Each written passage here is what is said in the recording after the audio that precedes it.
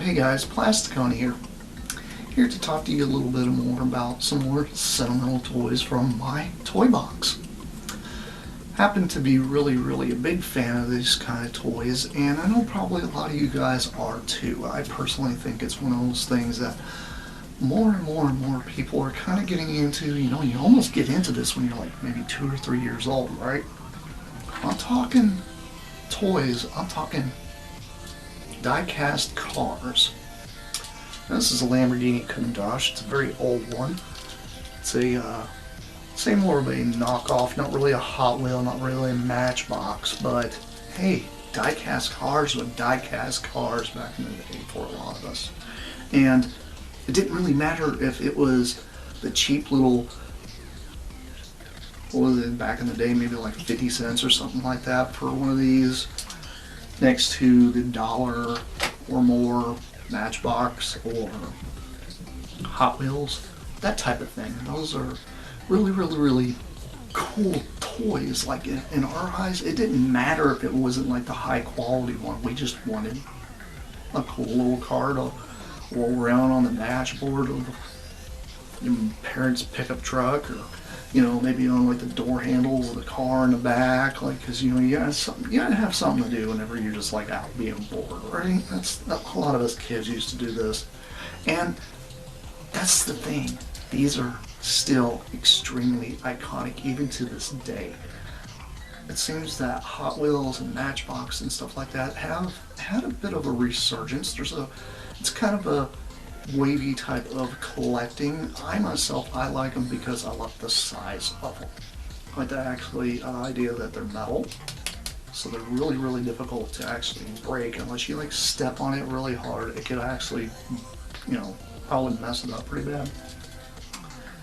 But that's the one thing I really liked from my childhood was the Hot Wheels. Now let's talk about the Hot Wheels racetracks. I honestly only had a couple racetracks when I was growing up. I had one where it was a racetrack where you put the cars down and it shot them and it kept going around with a big oval. And it was pretty neat because you know you had this little motorized box. And you slide the car through and then shoot it through and then go through this whole like thing and then come back around. I loved that thing. That was like one of the coolest Hot Wheels toys ever. And I also had one that you took and you clamped to like a tabletop. And you would let the Hot Wheel go and it would roll down this entire track and go through a loop and then jump over a ramp into another ramp to make it completely all the way. And stuff like that. Like, I loved those kind of toys. Now, one of the big ones that I really got into was ones with opening parts. Now, this is a Ferrari F40. It's pretty beat up, but you know, ones that actually have like an opening bay, and then you can see all the greeble in there, like all the engine block and all that stuff. I loved stuff like this that actually had opening doors and hoods and all that kind of stuff. And then when they got further in, Hot Wheels started making these ones that were called crash out cars. And they were like crash, and whenever they crash into each other, they had like damage. But all it was like a spring-loaded panel that would flip back and forth.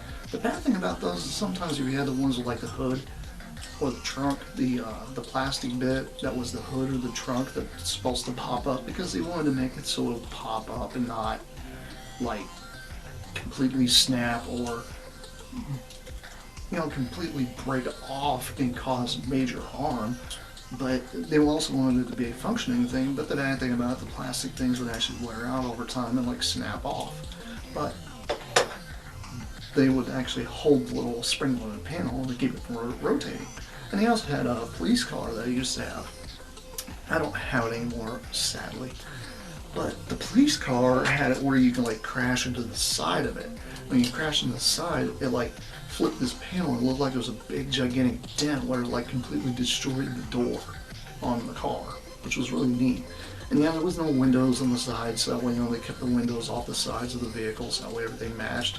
You didn't have to worry about a window having to flip in and out. just really, really, really cool little Hot Wheels. And another really weird one, I can't remember the name of them, but they were made by Matchbox, I remember that. But they were like Mad Max vehicles. They had all these crazy like clip-on gimmicks and stuff like that, almost like Road Warrior style. And that was about where I kind of stopped collecting that type of diecast toy. Was actually kind of like after that. I didn't really get into the other stuff. I know there was a whole lot of other little weird things that came out later on, like they had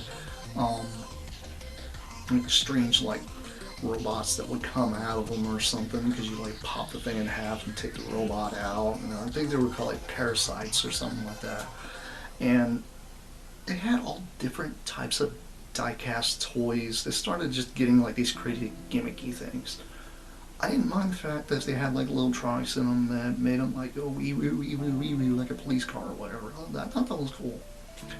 But I didn't really get into like the crazy gimmicky stuff. Now I do know they have like things nowadays with all these newer Hot Wheels sets where they have them where you mount them on the wall and they all do this crazy stuff, or they got the ones that look like, I don't know, like a dinosaur attacking things, and like I'd say like an alligator or something like that breaking out of like, I think there's this one where there's this alligator that's breaking out of a car wash or something, and I'm like, that's taking it a little too insane, I think.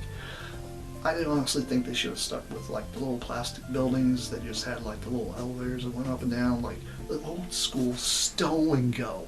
I don't know if you guys remember those, but there's these gigantic cities that would fold out, and it would let you pop some buildings up, and you'd have like things there for like a bell that rang. You had working car washes in them, working elevators.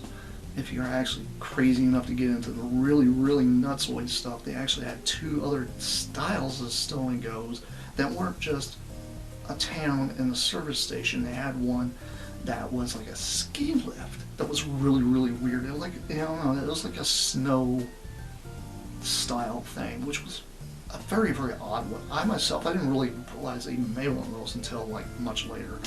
And then later on, I came across these other ones that I completely forgot about, and that's the Stow-N-Go construction set. There's actually one that's got a crane that goes up and down, and it's got like a thing where you build buildings, and it's got also another thing where you can kind of just move dirt around and such. If you really wanted to put real dirt in there, you could. I'm sure that they have like plastic rocks or whatever you can put in there to kind of move things around with like your little construction vehicles. And then the ultimate thing that I thought was cool was the Stow-N-Go Railway. It's basically an enormous train track, and you have a train, but it's all push. You don't have to use batteries or anything. And it had all different kinds of little things. It had like a turnstile, an engine house, and it also had a roundhouse for switching trains or whatever. Really, really interesting stuff, just kind of built into this gigantic thing that's like a suitcase. And that's what was amazing about the Stow-N-Go's, is they were basically like little suitcases.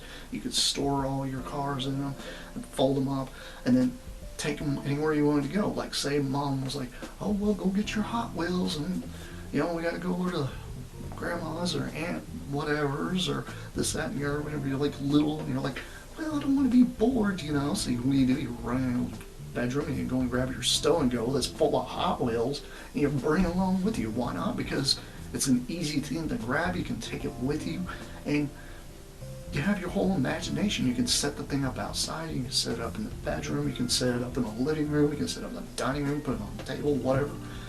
It's kind of a cool little play set just to imagine what you're doing with just little die-cast cars, you know, creating your own little worlds. And that's one thing about Hot Wheels. I don't know if you guys ever did this, but I used to take my Hot Wheels outside, and I used to build roads in the dirt, and I used to build like properties and all different kinds of stuff, and like ramps and hills and caverns and everything. I used to build all different kinds of stuff for my Hot Wheels. My Hot Wheels were always dirty. They were always full of dirt or something. Yeah, the wheels probably didn't roll very well on them, some of them. The ones I used on my tracks, I usually kept in the house because I didn't want to mess them up.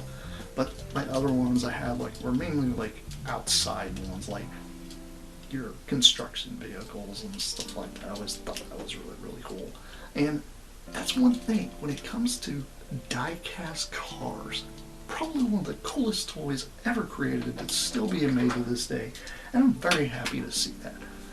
But anyway, that's enough of me rambling about die-cast cars. You guys tune in later. I'll have plenty more toys from my toy box. That's it for now.